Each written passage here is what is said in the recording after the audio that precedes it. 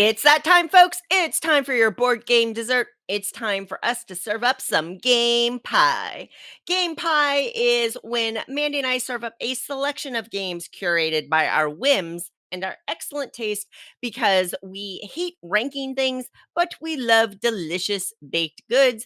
Hence, a game pie stuffed full of the best of things. And if you are a podcast listener, then you'll know that we talked about some of the challenges that are happening in the board game industry.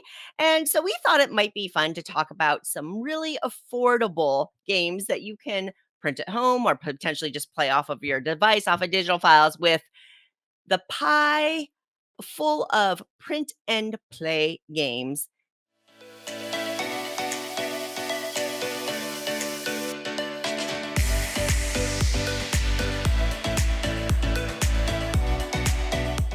Mandy, there are so many great ones. I know Mhm. you and I are kind of addicted to Yeah, print and play games. so many, so many. We're gonna have a two-part pie. So we're gonna serve up one pie now, and next episode we'll have another pie to finish that off because there's so many good ones. It was too much for one pie. Right. All right. Guess I'm kicking it off. All right. So the first slice of print and play games pie for me is the Hardy Boys, and this is a solo RPG. So I've talked about it before, and I think yes, I even did a video with Stephanie on the channel for this one.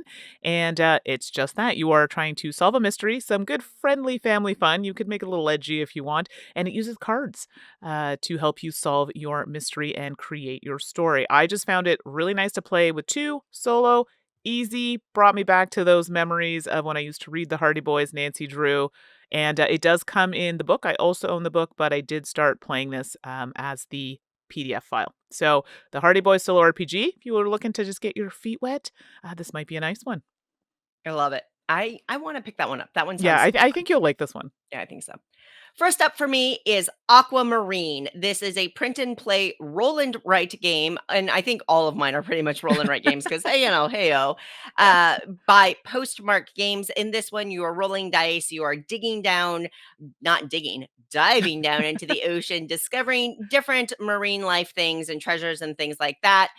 The system is so incredibly smooth with the dice selection and the variability of the different maps. And ultimately, for game pies, I thought about it and I picked Aquamarine, maybe because it's the one I played most recently and really had a good time with it. Sure. But you can go with any game from Yeah. Postmark Games, and they are some of the best roll and write games out there. And hey, they're usually just 4 to 10 pounds a piece because you just buy it. There's so much content. They're a huge value. So Aquamarine. Yeah, that's a strong one. I like a lot of their games.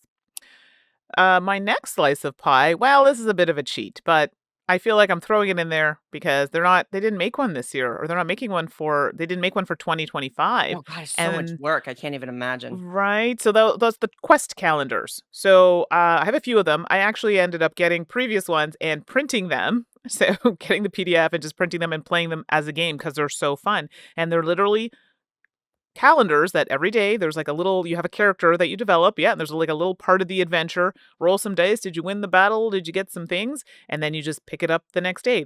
It's great. I think maybe 5 minutes, 10 minutes max per page, and it made a nice start to your day. So it is a game. It's just in a calendar form. They didn't make it in 2025, but I'm hoping they come back with one in 2026. So I just put the overall quest calendars because there are a few of them. I think that's fair, and it's sad that they didn't do one for 2025, totally understand, but there are at least 3 that I know of because I own them. Well, I own So if I you think haven't discovered them yeah. yet, you got I think, plenty yeah, of 3 or content. 4 at this point, actually. Yeah. Yeah, because we missed one. Speaking of plenty of content, a number of my games this episode are full of games that it's not just one. They offer tons of sheets and tons Yeah, of variability within one system. And Dungeon Pages is another one of those. So this is nice. actually produced, I think in tandem with Button Shy Games. At least that's how I know about it. I Okay. can't remember for sure, but or PNP Arcade, which is a website. It's one of those two. But Dungeon Pages is a bit of a dungeon delve. game that's a roll and write game, and you go through, you get a little map, you get a character, you can mix and match them, which is really, really cool. And you just get a little adventure as you go through this. The thing with dungeon pages is there's so many different characters and Yeah. so many different dungeons. You can mix it, you can play this thing forever. It's really clean and simple. I like it's a little shorter, like for me, Right. a session than like an Aquamarine. Aquamarine's a little longer. So if you want that quick hit dungeon delve, roll and write, dungeon pages, phenomenal value, really fun game. Yeah. I don't know if I've played this one, actually. So I'll have to take a look. I probably have it, just haven't played it. Well, my last slice of pie for this week is Death Valley. So this is a button shy game. I do have the physical copy now, but I had initially played it and learned it on the PDF, which is still available as far as I'm aware. And it's a card game, and I didn't realize this. It's based on actual like images from Death Valley, which I've never been to, but it's very pretty. But it is a push your luck type game, and I love it because you have kind of two tableaus that you're working through, and I got really ahead of myself in a few games. I'm like, heh, easy points. And then I just pulled that one card, which just destroyed everything. It's my own fault. I got too confident. But it's very pretty and a lot of fun. And it's a button shy game. They have some really strong games. So if you haven't tried Death Valley, you got to give it a go. Great call out, Mandy, because Button Shy does offer print and plays for a lot of their Yes, titles, if not all of them. So a which is great great. affordable way to go if you even don't want to buy the printed edition. All right, well, Mandy, you only had 3 slices. I'm Yeah. gonna go with a full 4 because I have so many of these games No, that I yeah, love. please. So I'm gonna do a quick 2 hit here. First of all, Paper Pinball. Now, there is a roll and write game called Super Skill Pinball. It's printed by WizKids. Love that game. Great game. Paper Pinball is different. This is from Mm, a producer who goes by the title, name, handle, publisher, title. I don't know. Oh, I can't think of the word. Metal Snail. So okay. this person produces a ton of different games, and I've played a lot of them, and I really enjoy what they do overall. But Paper Pinball is a great roll and write game that is very affordable. And again, just like some of the other games, tons of different pinball boards Hmm. that you can purchase and download and play forever. For those of you who want to find Paper Pinball, you need to know about the site itch.io. If you haven't found this site, go and find it, itch.io. It is full of independent designers, writers, publishers producing RPGs, roll and write games, comics, novels. There's so much stuff you can get there, purchased direct from the makers. Video games, I play a lot of video games Hmm. on there as well. Highly recommend the site overall.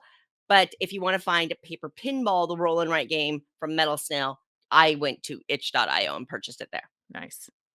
And all right, to wrap up, a total freebie is Polyhedral Park Planner. So some of you might remember that I used to run this event called Gen Can't, which was a virtual convention running along with Gen Con, just to kind of bring some of the fun to everybody. Yeah. And we ran game design contests, and Polyhedral Park Planner was the winner one year. And I still love this game. As indicated by the title, you are using polyhedral dice, so not just D6s, and you're developing this little park with different rules about the different features that you get to place and things like that. It is an infinite game. First of all, you can play it with solo, plays great solo. You can play it with 100 people if you want to. And the way that the game is crafted, there are infinite different layouts and sheets that you can play with. So, Polyhedral Park Planner, a great roll and write game and completely free. You can't beat that. That's strong. I'm trying to do I have that one? I'm like, have I I know you played it? played it back in the day, Mandy, but it's been a Yeah, while. I mean, it because was a while since there that were a came out. couple really strong ones I remember. So Yeah. yeah. All righty, folks. That's going to wrap it for this episode and this part of the print and play game pie. But we'll be Yeah. back next episode with another helping. As mentioned, if you were a podcast listener, you would have heard us earlier talking about things like tariffs in the industry. I talked about Unpub.